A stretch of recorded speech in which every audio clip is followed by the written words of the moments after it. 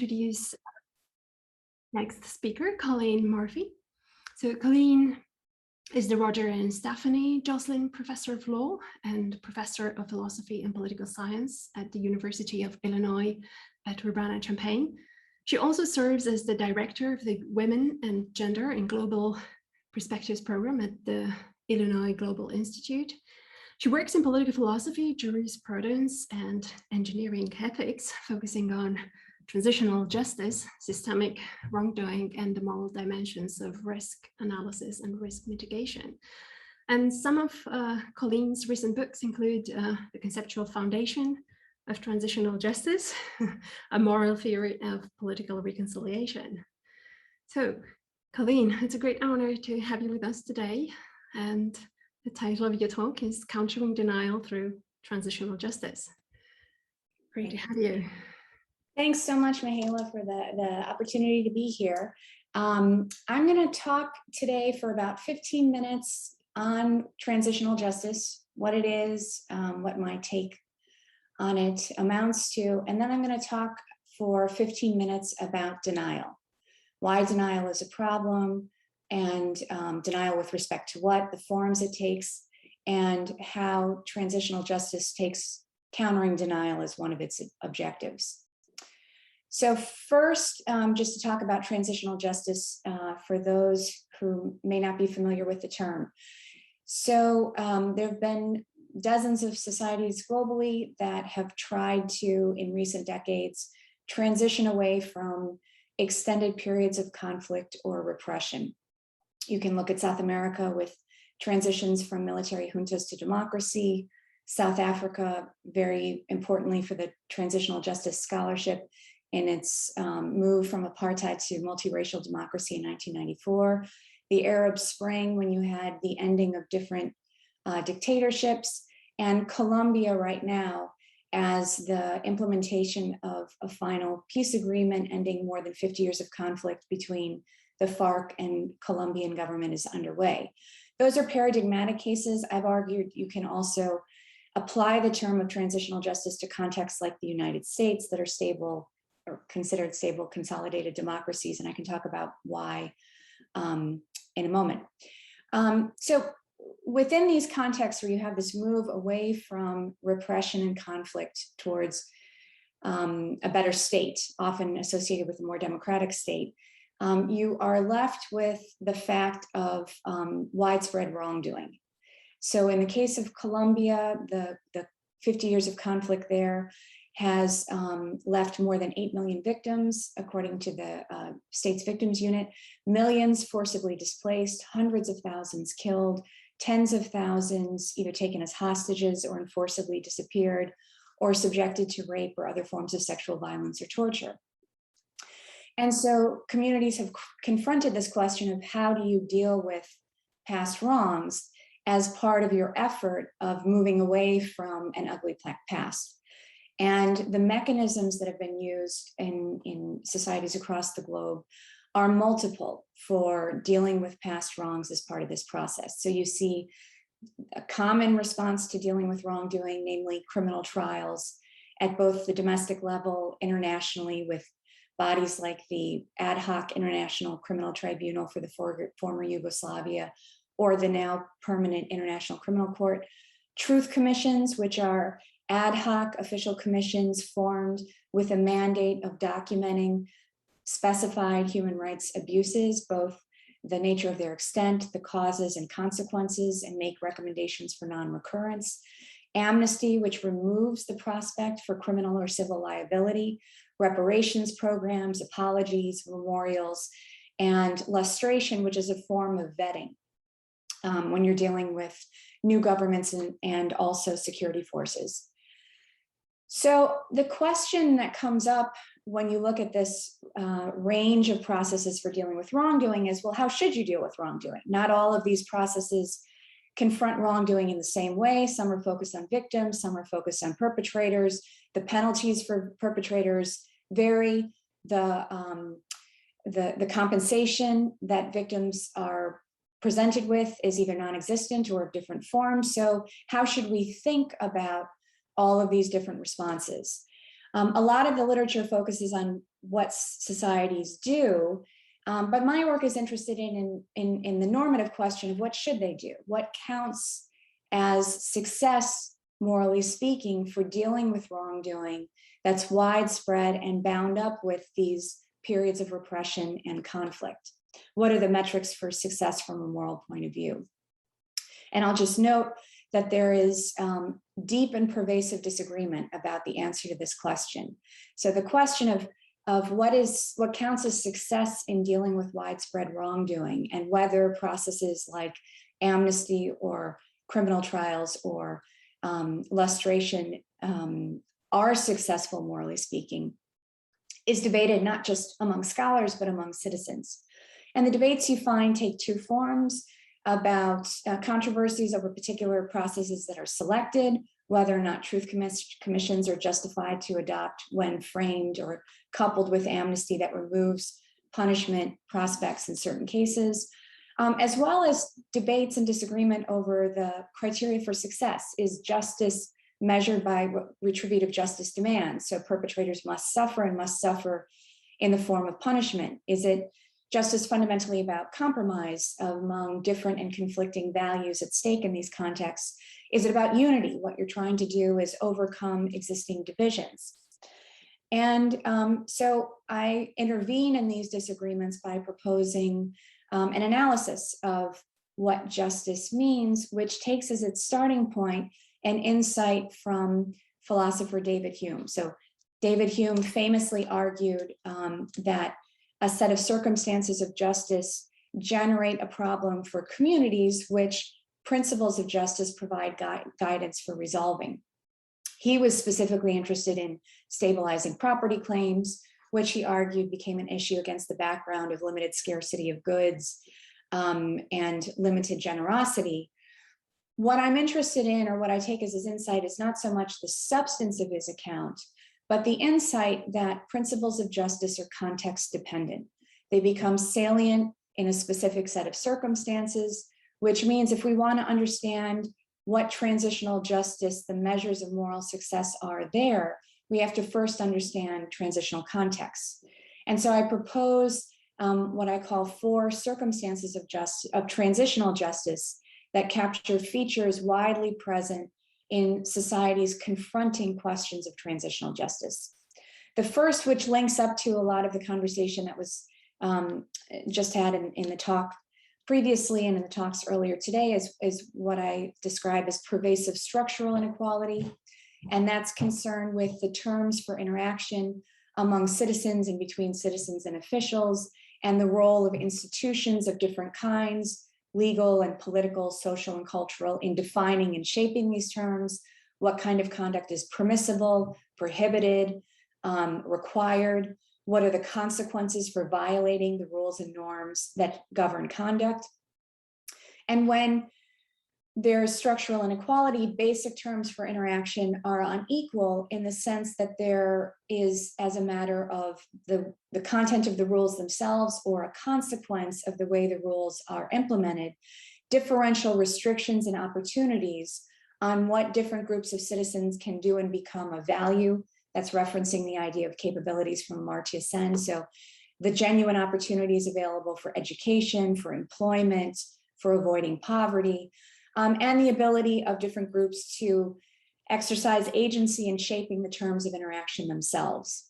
And when inequality of this kind, which exists in every society, is pervasive, it exists to such an extent that the legitimacy of the institutional order is itself in doubt and in question. Sometimes the kind of inequality I'm interested in is quite explicit, as in the case of apartheid South Africa, which racially individuated opportunities for all South African citizens. Other times, the inequality is just as predominant, even if it's not explicitly and intentionally pursued via institutional rules. So in Colombia, the rural-urban divide, which also overlaps with prevalence of Afro-Colombian and indigenous Colombians being present in given areas, is an overarching source of concern and source of conflict there. Second circumstance is what I call normalized collective and political wrongdoing. And that just refers to violations of human rights that become normalized, become so widespread that they become a basic fact of life around which individuals who are members of targeted communities must orient their conduct. So the possibility of being a victim of police violence in the context of the United States is a basic fact around which the lives of Black men and women in the United States and brown men and women in the United States must orient their conduct when determining how to respond if they're pulled over or where to go in their lives. In transitional contexts, wrongdoing is often political. The explanation for why violations happen is bound up with goals and objectives that are political in nature that are being pursued, either defense of an institutional order, contestation of an institutional order, contestation over control of particular areas of communities, etc. So it's not just a function of individual goals or objectives or reasons. The third circumstance is what I call serious existential uncertainty. So the first two circumstances characterize many, many communities around the world in the grips of repression or injustice or dictatorship or conflict. What distinguishes transitional contexts is when there are these moments when the status quo becomes deeply up for grabs and it becomes unclear what the future of a political community is. And that can be as a result of normatively desirable events, like the signing of a peace agreement in Colombia, or the commitment to transition to a multiracial democratic electoral order, as in the case of South Africa, and a commitment to crafting a new constitution that will replace the old, or substantively revising a constitution that will replace one that's been shown to be normatively unacceptable along certain lines. What the reference to uncertainty signals is that even when you have these moments of possibility, whether or not the fruits of possibility will be realized is profoundly unclear. So if you look at how the Arab Spring was initially talked about, as opposed to how now contexts like Egypt are described today, the sort of hopeful optimism of the ushering in of a new, less repressive moment was uncertain and has shown to be over time bringing with it not as much progress and promise as was aspired to. And in Colombia, the ongoing killing of human rights defenders is one of the many sources of serious uncertainty as to whether the final agreement there will prove to stick in a more permanent way.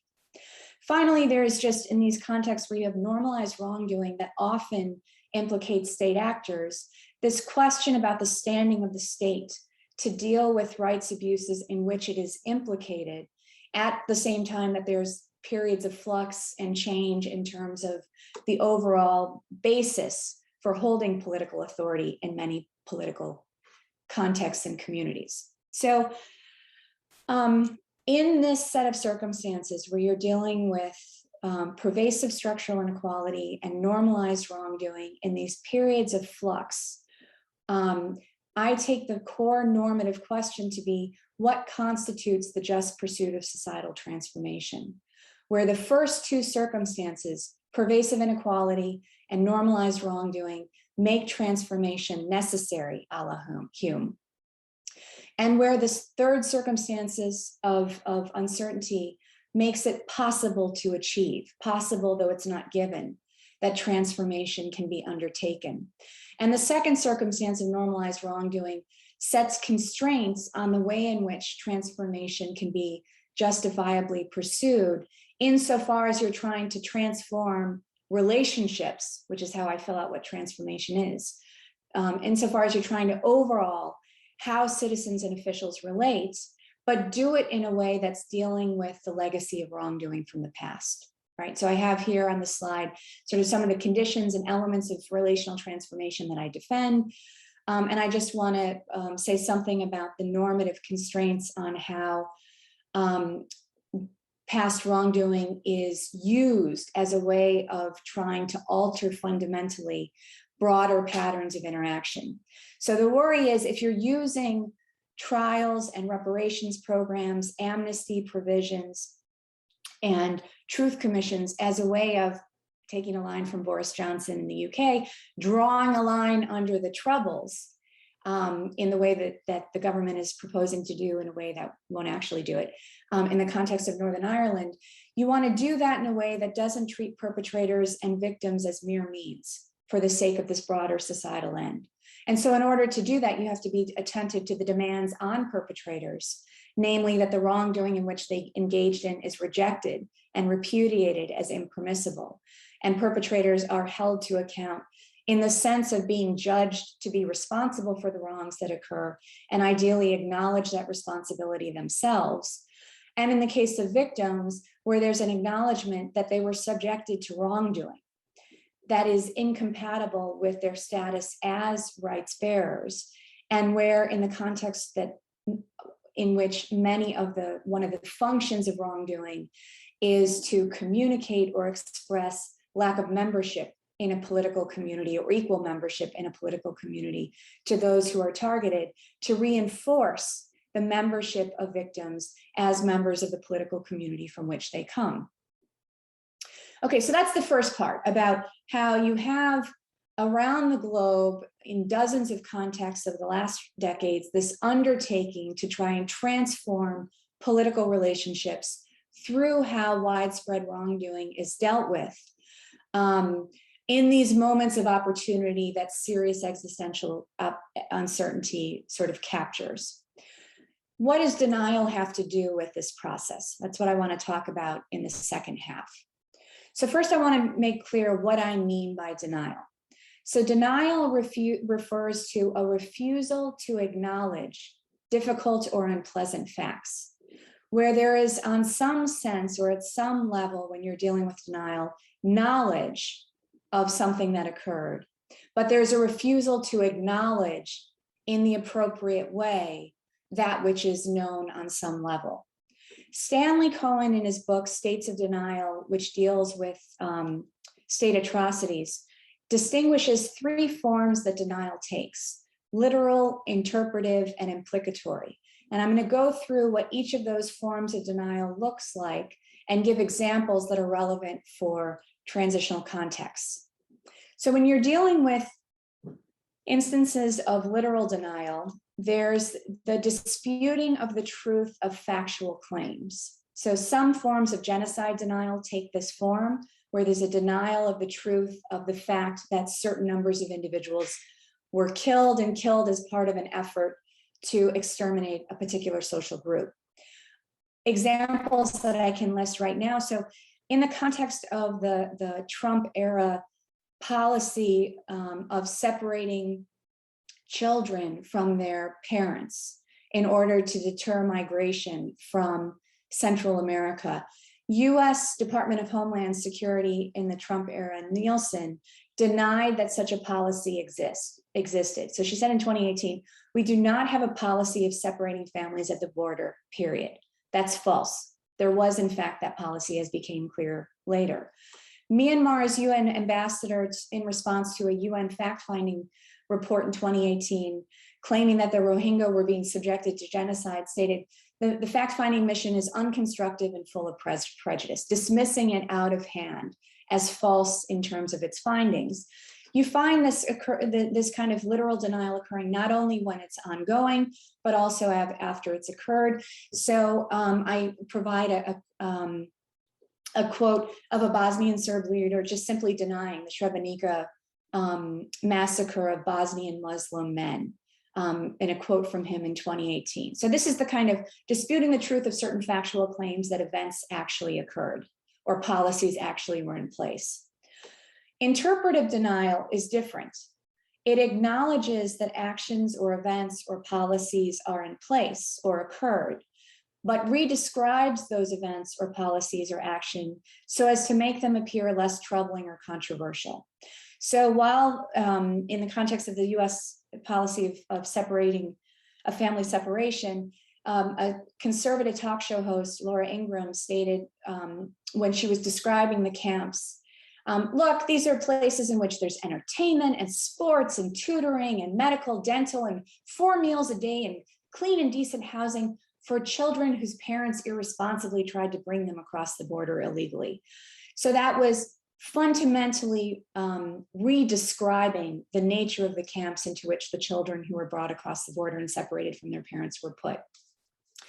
In the context of South Africa, post-apartheid, a 2014 barometer survey reported that only 53% of white South Africans agreed with a statement that apartheid was a crime against humanity. So there was no denial that apartheid occurred, but as to whether it constituted a crime against humanity, only a little over half agreed, in contrast to 80% of Black South Africans and 77% of Indian and 70% of colored South Africans. The third form of denial is what's called implicatory denial.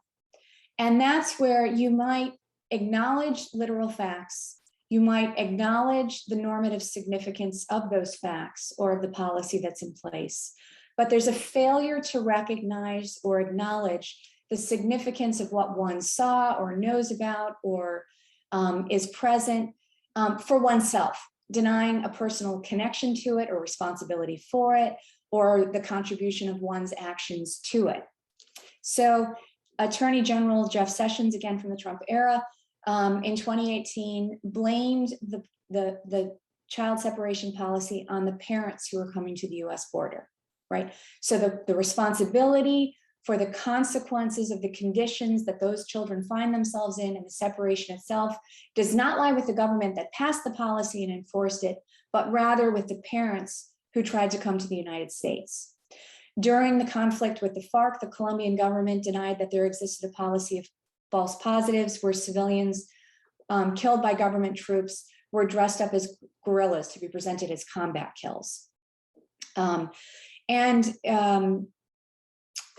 different examples where there's a displacement of responsibility for actions or acts or violations of rights that are acknowledged. So why does this denial matter?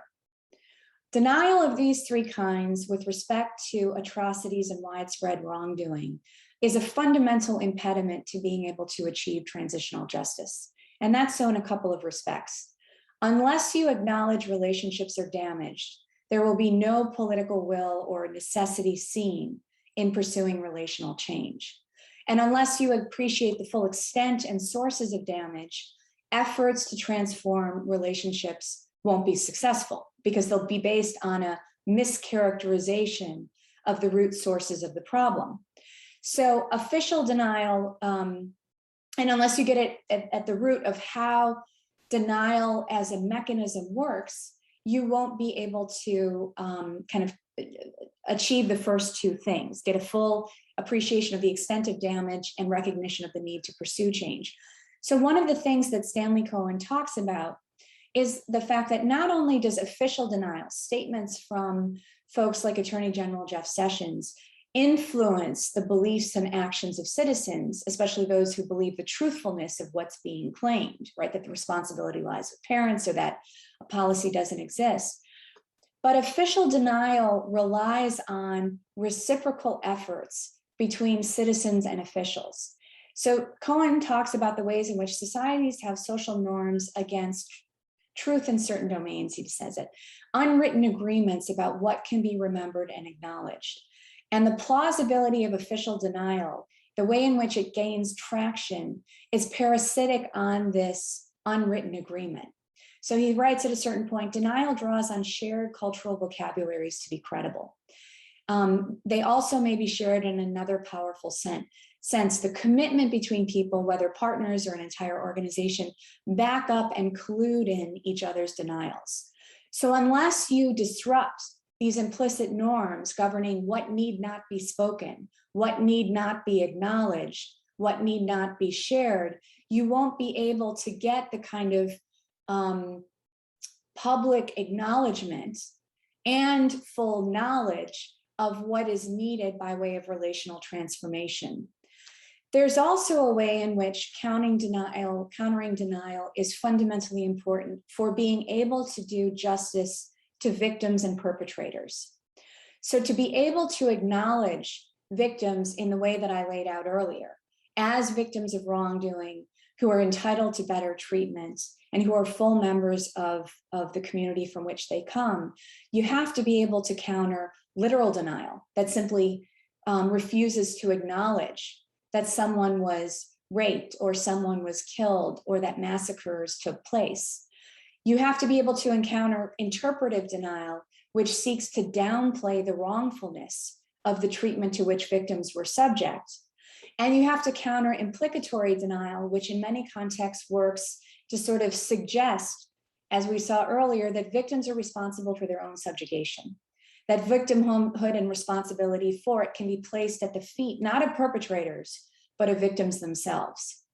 And similarly, when it comes to accountability for perpetrators, that requires countering the first two forms of denial for victims. It requires countering denial that there was wrongful action that occurred and the gravity of the wrongfulness itself, as well as countering denial on the part of perpetrators that responsibility falls with them, as opposed to someplace else.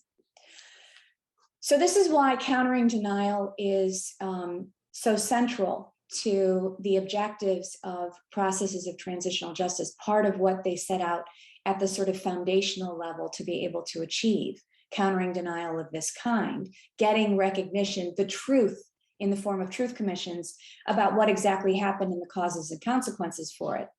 But I want to end in the 5 minutes I have left with two complications that the pursuit of countering denial has. One complication is bound up with the potential tension that can exist between respecting reasonable disagreement as democratic societies require, and the kind of normative mandate that denial and countering it as an obstacle to transformation seems to pose.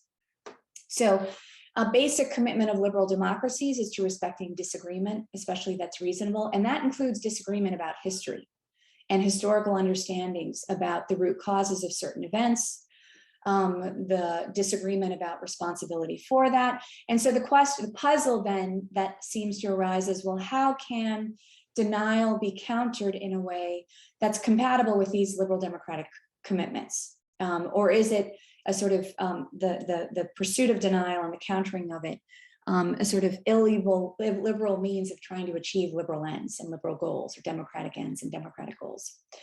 And I think the answer, the sort of thread through the needle, whatever that analogy is, to try and pursue, is seeing the goal as specifying the baselines of what constitutes, in fact, reasonable disagreement about history itself. So there can be, in the case of literal denial, unreasonable disagreement about the factual truths of certain events, given the evidence. And so you can also talk about unreasonable disagreement about some forms of interpretive denial as, for example, simply inconsistent with the meaning of certain moral terms. So if you think about a term like torture, and then a description of a certain form of interrogation, like waterboarding in the context of the United States interrogation methods. When you describe what's involved in waterboarding, seeing that as simply incompatible, if you understand what torture is, then you see that there's no way of categorizing waterboarding as anything other than falling under that category of moral treatment, right? That to say waterboarding doesn't constitute torture, in some sense, doesn't understand the meaning of what torture amounts to. And in the case of reasonable disagreement about implicatory denial, setting parameters that require baseline acknowledgement, for example, of the existence of policies within which perhaps bad apples operated, but that there's but that you can't abstract away from the policy context in which those actions took place. So this is some way of kind of thinking about setting the baselines of what constitutes reasonable disagreement in a way that rules out as unreasonable, recognizing there'll be controversy about where those precisely those parameters fall, about unreasonable literal denial and interpretive denial and implicative denial of the kinds that Cohen's interested in. There's a second kind of complication that I think is more difficult to address. And so I'm going to end on it and with some suggestions about how to navigate this second form of controversy. So another form of controversy within the scholarship and practice of transitional justice is over choices of what gets acknowledged. And by implication, what forms of denial are, as a matter of choice within communities, the focus of being countered. So which massacre, when you're dealing with widespread wrongdoing that occurred over an extended period of time, you've got choices in terms of what wrongs to focus on. So what victims, what massacres, and by what means are you going to be redressing and addressing the wrongs that you choose to focus on? Sorry. And there will be lots of reasonable disagreement over the choices that are made. So I'll just highlight an ongoing source of disagreement and objections raised to the South African Truth and Reconciliation Commission. Two sources of debate focused first on the inclusion, sort of on a premise of moral equality of combatants, of anti-apartheid perpetrators and state agents who were involved in killing, abduction, torture, and severe ill treatment during the 30-year period mandate that the South African Truth and Reconciliation Commission took up.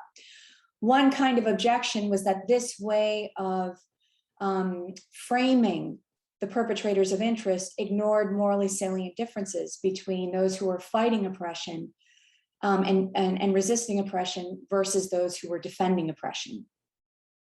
A different kind of objection stemmed from the focus on killing, abduction, torture, and severe ill treatment itself.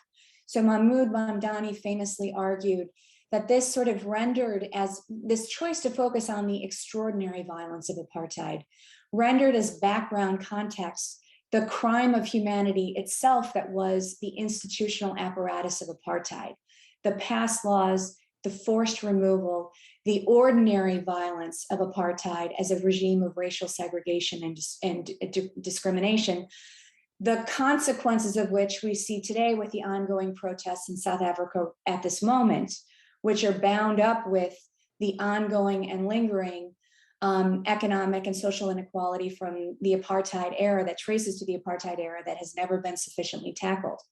And so the kind of debate over what historical narrative you are telling when the wrongs that you highlight and underscore are of this extraordinary kind. And in Northern Ireland, again, relevant in the news today, debates over the inclusion of former paramilitaries as well as state security actors in either amnesty provisions, as was proposed by the UK government today, or in any kind of legacy mechanism that's put in place. So on the one hand, part of what makes this sort of controversy more difficult is that choice making is inevitable. You will necessarily create certain risks of wrongs being insufficiently acknowledged or denied by the very act of making choices of what wrongs you're going to focus on. But choice making is sort of part of the nature of the transitional justice process. There has to be a specific mandate for truth commissions on the wrongs on which they will focus. And so one way of blunting, one strategy for blunting the risks that the choice making creates is through the inclusion of multiple transitional justice processes, each of which may focus on different kinds of wrongs, different sorts of actors, different kinds of institutions, in a way that blunts the risks that's attendant to any one process.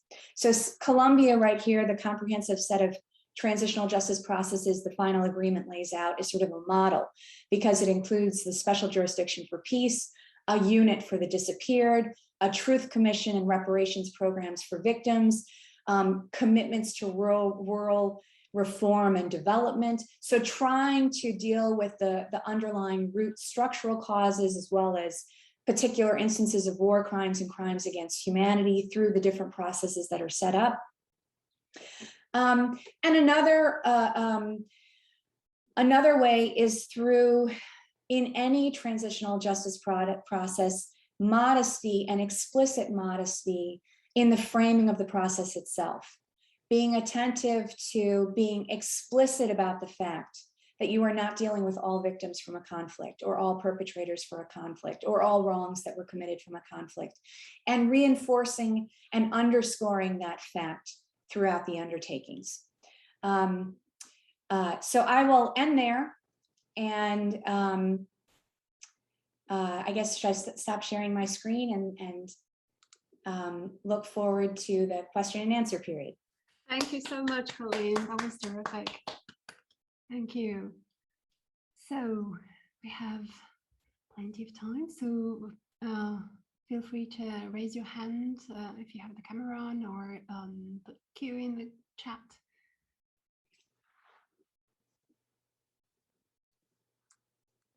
Okay, Catherine. Thanks. This was so interesting, and there was so much there. I just wanted to ask about this requirement that we tolerate disagreement regarding history. Because when I think about what sort of reasonable disagreement we need to tolerate, I usually think about it in terms of values and conceptions of the good. And so I was just wondering where you think that particular requirement comes from and how they differ. Well, so the original impetus for this sort of emphasis on recognition of respect for historical agreement came out of debates over the South African Truth and Reconciliation Commission, where one of the objections that was raised to the framing of the commission was it was going to produce a report of the extent, causes, and consequences of the 4 wrongs that I just listed: killing, abduction, torture, and severe ill treatment. And a lot of worries, the point of having that commission, one of the important points, was to counter, in particular among white South Africans, a certain form of denial about the nature of apartheid. That apartheid was a good idea, just poorly implemented in practice, right? We could do it again, get racial separation, and it wouldn't look like what we saw in apartheid as it actually unfolded in the South African context. And one of the functions of the Truth and Reconciliation Commission was to demonstrate that the extraordinary violence on which it focused was a necessary part of the implementation of any kind of program of apartheid. It wasn't a contingent fact, that you couldn't have the kind of racial separation scheme that apartheid envisioned absent the kind of extraordinary violence that came along with it.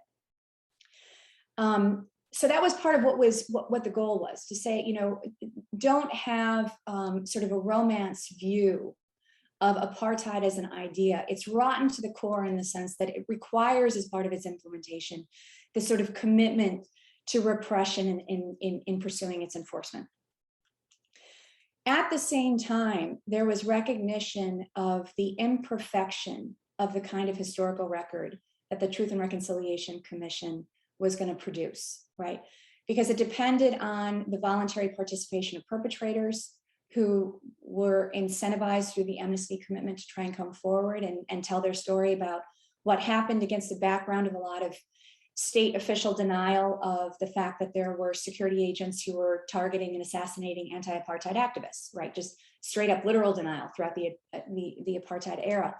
And recognition that you know, there can be debates over the conclusions that were reached in the report in terms of responsibility of the different sectors that it looked at. It looked at the legal sector, the religious sector, the media sector, and their roles in supporting the apartheid regime. And so, you know, the debate was over what kind of disputation about history is compatible with recognizing one another as free and equal citizens who are in a position to evaluate historical evidence and come with to our conclusions for, you know, what is the origin or basis of certain events that took place.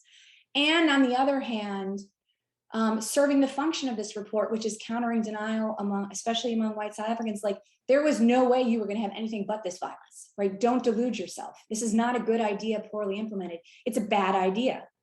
It's normatively problematic on its own terms, in terms of being a crime against humanity.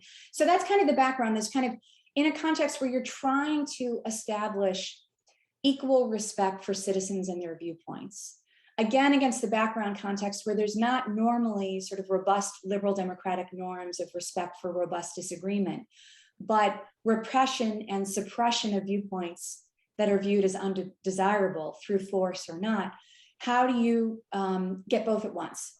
And so that's where the idea of reasonable disagreement, I think, is helpful for kind of what you're aspiring to do.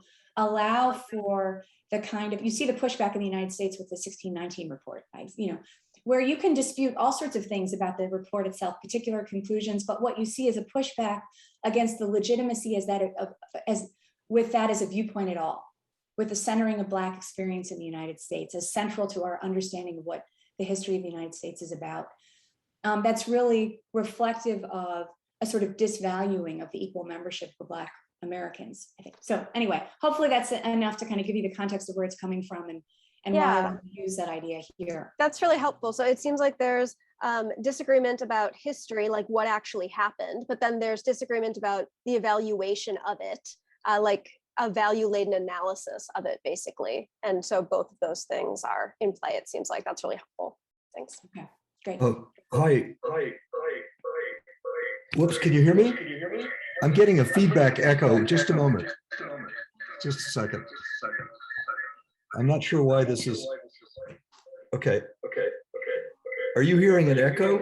It might be because you're logged on twice, it looks like. Okay, let me see if I can. Yeah, I was doing that as a backup. Hold on just a second. I'll get out of this.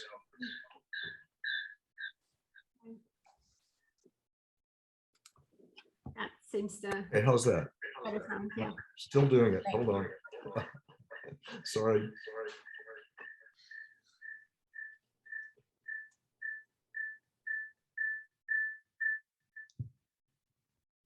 There, that should do it. Yeah. It's better? Okay. Hi, Colleen. Really enjoyed your talk. And I'd just like to mention a connection to some thinking that I've been doing, and yours is better as usual. But I think that ideologies can, especially as promulgated through the educational system, can lead people to underestimate how much more work has to be done to achieve justice, or overestimate how much has been done to achieve justice so far. I think that's especially true in the United States with respect to racial injustice. And so it is a kind of denial in a way, but it's mediated through the operation of an ideology that's institutionalized and promulgated through educational institutions. So a lot of Americans, I think, have no idea of the continuing legacy of racism. And as a result, they think that racial injustice, well, there may still be some, but it's really not a major problem. It shouldn't be a major priority for social policy. And I think this is extremely destructive, and it's a huge impediment to further improvements. So it is a kind of denial, but I would just like to stress the role of ideologies in producing this kind of denial, and of institutions in producing and promulgating the ideologies. No, I think that's exactly right, Alan. So I think that, it's interesting when I teach transitional justice, and I'll teach it comparatively between South Africa and the United States, Jim Crow era, US and South Africa under apartheid. So I'll ask students about the racial wealth gap and how big it is. And students, Black and white students, all students, you routinely underestimate how significant the wealth gap is, or basic facts of kind of that kind. And I think I didn't mean to suggest at all that the sort of by the examples I gave, which were very individualized and focused on individual explanations for where responsibility falls or what policies are in place, that denial is only a function of individual mental states or beliefs. Or I think you're absolutely right that ideology and institutions play a profound role in shaping individual beliefs, and so shaping kind of the denial that's possible, and explain when denial is pervasive. So that's really helpful. And connects to your talk next. Now I've lost. Oh, the sound. You're muted. You're muted.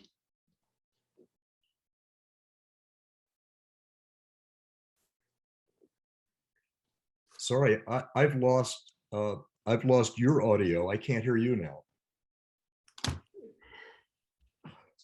Is that I'm working? going to switch back to my other device. Oh, Sorry. Just go ahead. Keep going. I'll catch up eventually. I was in a way curious, Colleen, if building on Alan's point, in a way, what's going on in this denials is that people just, or in the transitional societies, there is no shared sense of the past and a common narrative about what's happening and what has happened. Is that, and in a way, is that the sort of,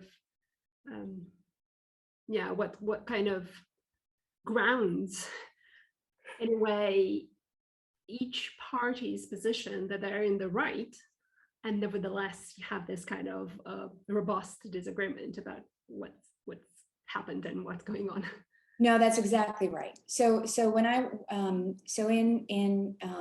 I went to Northern Ireland in 1998 during the period where there was the sort of public discussion before the referendum on the Good Friday Agreement, Belfast Agreement, and so there was a temporary exhibit at a museum that was sort of the history of the Troubles. And what was interesting was there was a single sort of narrative up until 1921, and then two branches. And it basically was the nationalist and the unionist narrative of the history of the history of Northern Ireland from 1921 through the present. And what was interesting was sort of the ways in which not only were different figures salient or different massacres resonant in the community's understanding of what it is that needed to be acknowledged, but if you took someone like Bobby Sands and one of the 12 hunger strikers who died during the hunger strikes, a terrorist on one community's perspective and a hero and freedom fighter on the others. So again, that's part of the explanation for the depth of the fracture in communities that processes of transitional justice are trying to repair. And it helps explain why there is this emphasis on historical understanding of the past. That unless we can get some shared baseline understanding of what our past was, we'll never be able to craft a future together. We'll be interpreting through entirely different narratives, incommensurable in many contexts narratives, current actions through the filter of the narrative of the past that we bring to it. And I just think that visual of, of the breaking branches and, from each branch, all else followed, is by no means unique to Northern Ireland, but a common feature of a lot of the contexts in which widespread wrongdoing has occurred. And the divisions within communities, the fault lines are so deep. Yeah, that's really fascinating. And at the same time, I'm wondering, prior to a transitional moment, as it were, you would expect that there is that kind of conflictual perspectives or narratives and so on, yet people are stuck in a status quo, either because they're afraid to voice their disagreement or afraid to, for eventual costs and punishments and everything. So it's interesting what triggers that moment, that spark that makes it possible for people, as it were, to come out from and voice their private beliefs that disagree with the public opinion, the dominant opinion, as it were. Is there a way kind of identifying, what conditions kind of lead to that moment of burst of So that's where a lot of the social scientific research on transitional justice is so important. So part of what that work is trying to identify are, what are the conditions that can help explain why you have an opening for a peace agreement, that help explain the form that choices of transitional justice processes take, right? Whether the choice is for a truth commission, as opposed to an amnesty provision, as opposed to criminal trials or some combination. And also, the value of the social scientific research on sort of the impact, right? So Lee Payne, a lot of transitional justice scholarship at the beginning was sort of predicated on these implicit assumptions that dealing with the past is always better and more comprehensively is best. And what implicit expectations for what truth commissions could achieve or criminal trials. And so a lot of the social scientific research has been trying to empirically figure out what impact these mechanisms have had and be able to explain exactly that question. What is it that shapes, what are the conditions that shape a willingness of private citizens to come forward and publicly contest narratives when it was too risky to do so before? And as a way of, establishing conditions for more durable peace. So there I just defer to and learn from the social scientists who are whose research is really critical in these ways for if this is the goal, right? And if the hope is to try and move beyond these incommensurable narratives that have been at the root cause of a lot of conflict and will provide an unstable foundation for a future together, what conditions cultivate a willingness to do that? And what conditions are inimical to it? I find it that's fundamental, critical in order also to sort of create the conditions that facilitate encouragement. I see Ashwini. Do we have any questions? I do see a hand now. Yes, please go ahead. Ashwini, you're on mute. There we go. I know. You would think I had figured this out, but not yet. Anyway, thank you so much, Colleen. That was a really fascinating presentation. So this isn't really a question, I guess, but I'd be interested in your thoughts on denial, not by dominant groups, but denial within victim groups. And I'm thinking of two ways in which we might see this. So we might just see denial from victims themselves. So, for example, minimizing the traumatic experiences that they've endured might actually be a way that they make sense and are able to move on with their lives, right? And then I'm thinking also, say, about victim communities where partly as a result of the oppressive conditions that they're in, there might be other forms of violence that are enacted within the community. So I'm thinking here especially about intimate partner violence, right? And so then we might think that the victim community is not interested in airing its dirty laundry, for example. So for practical reasons, but also just because I'm just interested in those two forms of denial, partly because they seem to actually go against what we might think of as a really important political and moral goal, which is challenging the dominant narrative. Because these two forms of denial enable broader denial, right? But I'm not sure if we think that victims, qua citizens of a more just society, have a responsibility to disclose certain kinds of things. Anyway, I'm just interested in your thoughts about that. Yeah, no, that's great. Sorry, it's not a question. No. So I think with the first the first case of what of victims who minimize out of a concern for their own psychological well-being, right, and existential possibility of continuing on with their life, the gravity of what happened to them. So I think a couple of things might be said. One might be that I think there's a normative, there are normative reasons never to coerce participation, especially by victims in transitional justice processes. So there's a lot of discussion in looking at the structure of transitional processes, and especially from more critical lenses, when you see reduced participation, especially among members of marginalized communities, precisely the communities who you're trying to amplify and give voice to, reduced levels of participation. And there can be structural reasons for that, that are not a function of individual preferences to just stay silent and deal as one has been dealing with the wrong to which one has been subject. And I think that's different than the case that you're focusing on, where, you know, a victim might feel perfectly welcome. There's nothing about the process that makes him or her feel excluded, but just for her own self-preservation or his own self-preservation,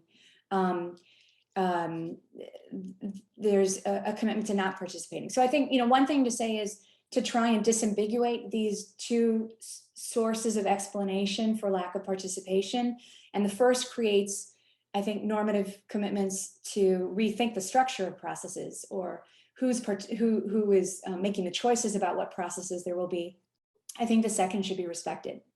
But that's compatible with, for victims, because it's never an isolated instance that you're dealing with, but with widespread wrongdoing, publicly communicating the indefensibility of the treatment of this kind to victims in a way of underscoring, and communicating to victims who don't want to come forward that the treatment to which they were subject is impermissible.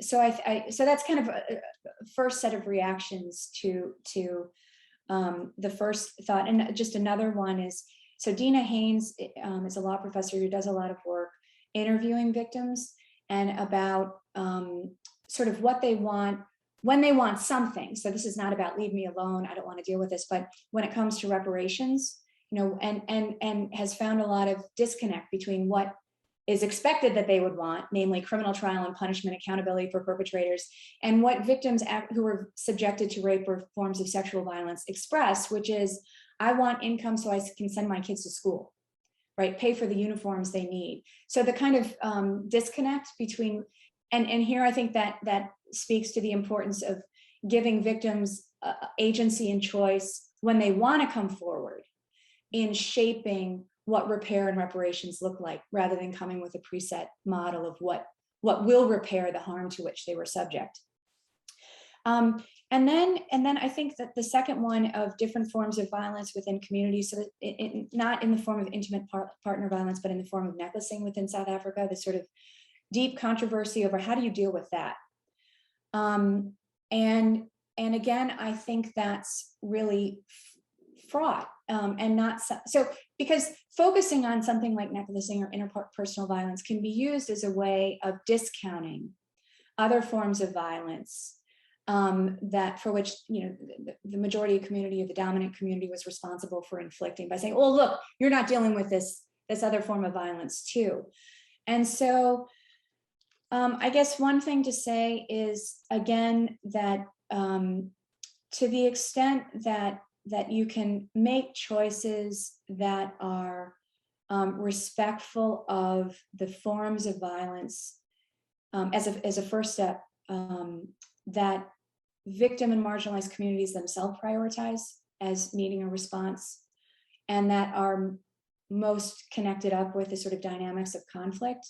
Doing that well can create a space in which it's less threatening to try and air or talk about or publicly deal with the other forms of violence that are not dealt with in that way, without that sort of risk that it's used as a tool for discounting, or kind of implicatory denial in a way, sort of, well, look, y'all are violent anyway, you're not dealing with this own forms of violence, so why should we deal with this other, right?